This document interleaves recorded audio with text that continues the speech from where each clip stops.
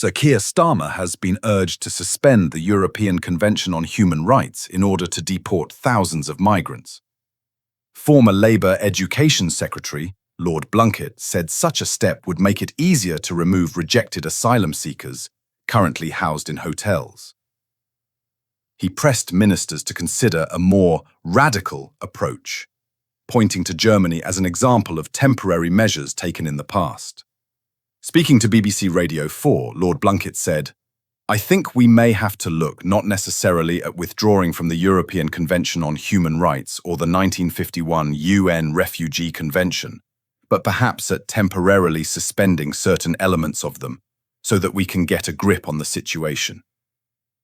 That would mean reforming the appeals process, because so many people stuck in accommodation at the moment have already been through the initial procedures, had their claims refused, and are then able to appeal repeatedly under existing legal rights.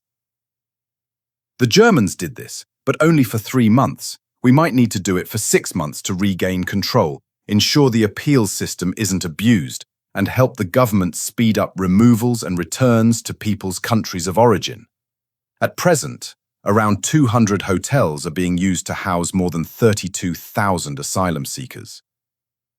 In total, over 50,000 migrants are appealing rejected asylum claims, twice the number recorded last year.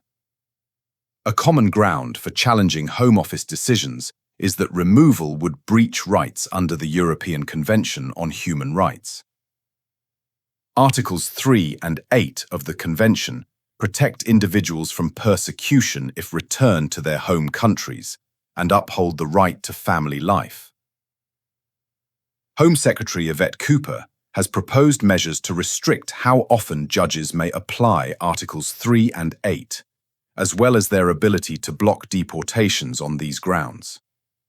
Meanwhile, Kemi Badenoch has been tasked with conducting a review into the possibility of withdrawing from the European Convention on Human Rights entirely, with her proposals expected to be unveiled at the Conservative Party conference later this year.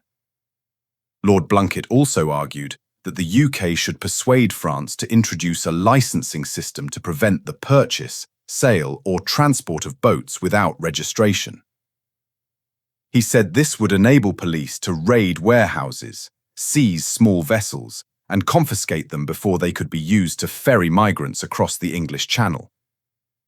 So far this year, nearly 28,000 migrants have crossed the Channel, the highest number at this stage of the year since records began in 2018. We want to make it clear that our videos do not contain any kind of misinformation.